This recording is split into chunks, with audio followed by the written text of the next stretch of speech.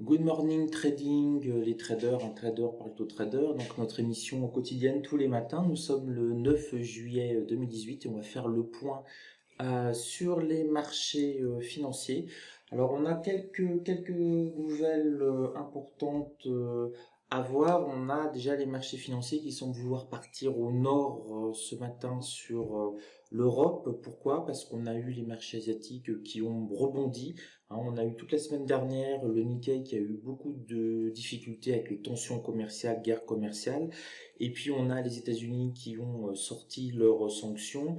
Réplique chinoise, les Chinois portent l'affaire à l'OMC, donc très malin, les Chinois ils ne sont pas dans la surenchère, ils sont simplement sur un plan juridique en disant bah écoutez les Américains s'isolent, en fait ils ne respectent plus les règles du commerce mondial, hein, l'OMC étant l'organisation mondiale du commerce, donc subtil, ça peut apaiser un petit peu les tensions et on a cette nuit donc la bourse de Tokyo qui a repris 1,2%, donc ce qui fait que les indices européens en pré-market, hein, entre 8h et 9h sur futur, sont plutôt dans le vert. On a le DAX 30 qui prend quasiment un demi pour cent, mais ça reste quand même extrêmement fragile, il faut faire attention. Alors, les statistiques du jour, on n'a absolument rien d'important à se mettre sous la main, si ce n'est à 15h une audition de Mario Draghi devant le Parlement européen. Il va faire un discours, on va lui poser des questions, donc ça peut peut-être secouer s'il est mis en difficulté ou pas sur certaines réponses. A priori, il n'y a pas de danger, de risque, mais ça peut être une petite zone en tout cas d'incertitude. Donc à partir de 15h, faites attention si vous voyez des bougies bizarres.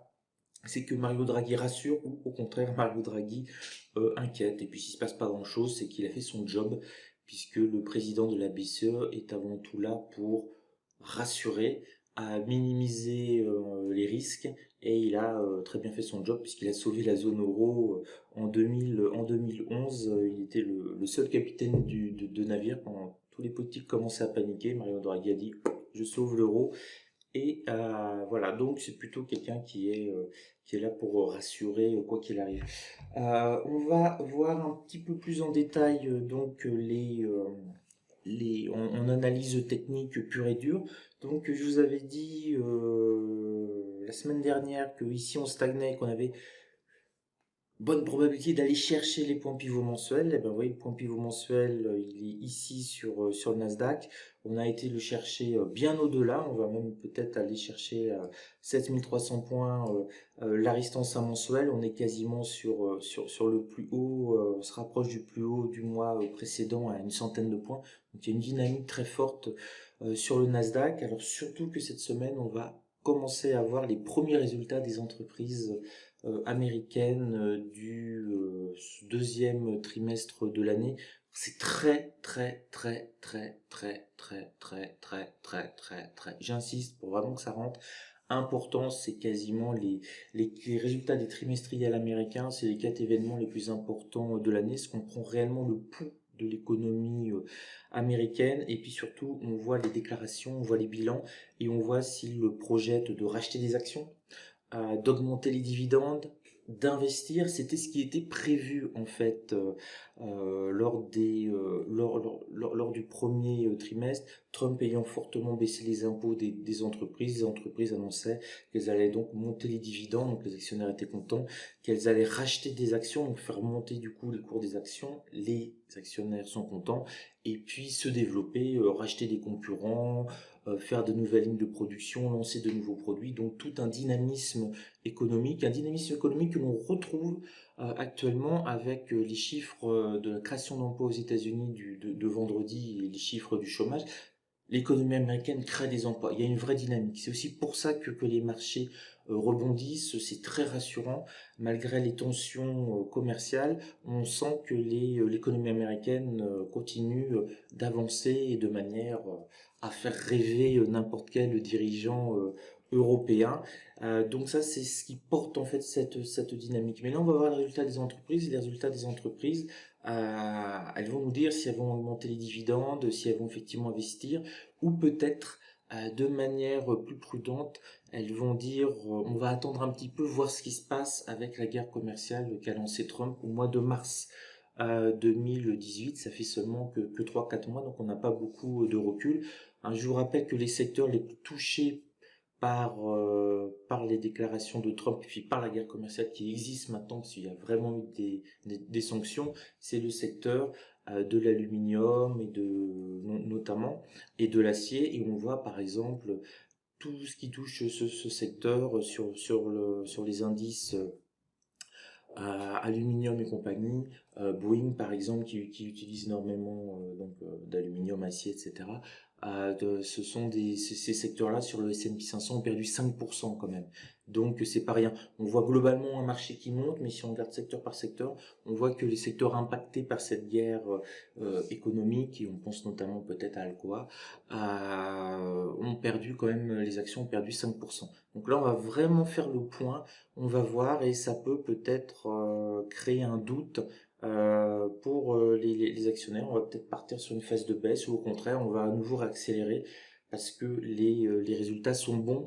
Alors les résultats des entreprises américaines sont attendus en progression en moyenne, hein, c'est les consensus de plus de 20%. Eh oui, eux ça va bien, hein, leur économie, c'est dynamique, ils créent des emplois, voilà, donc plus de 20%.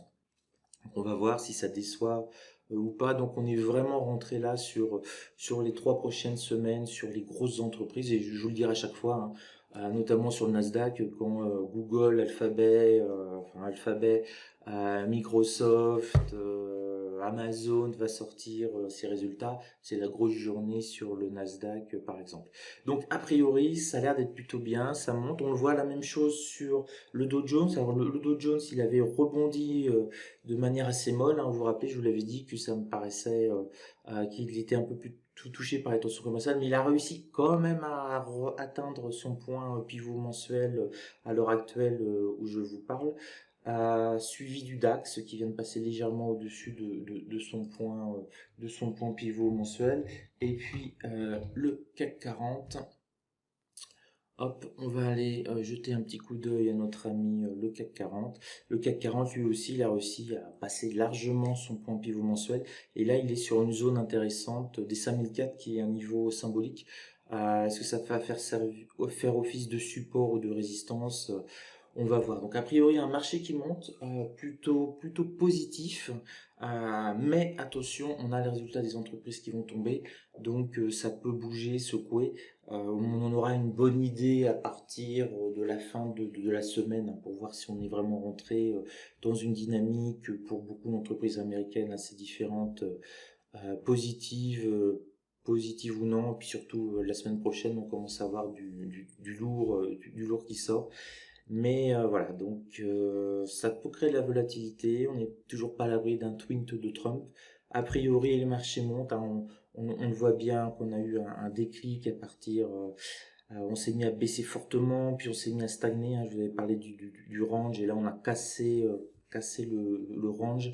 On peut peut-être se stabiliser sur le haut du range, hein. Par exemple, le Dow Jones qui prend un pied sur le pivot mensuel, qui stagne entre 24 500 et 24 600 pendant quelques jours.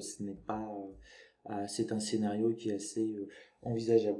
Voilà, donc pour ceux qui n'ont pas vu, j'ai fait la vidéo de mes résultats de la semaine dernière, qui est de plus de 18 000 euros. Donc super semaine. Je ne sais pas si je vais faire aussi bien cette semaine. On verra. Pour le moment, comme vous le voyez, je suis plutôt attentiste sur les marchés pour voir ce qui se passe, pour essayer de mettre une balle en pleine tête à la mode sniper, vraiment au bon moment avec un bon timing. Là, le timing d'entrée va être vraiment primordial toute cette semaine. Voilà, je vous souhaite une belle journée de trading, soyez prudents, et puis on se retrouve ce soir pour une autre vidéo sur un thème. J'en ai 5, donc je ne sais pas encore lequel ce sera. Sur ce, je vous souhaite une belle journée.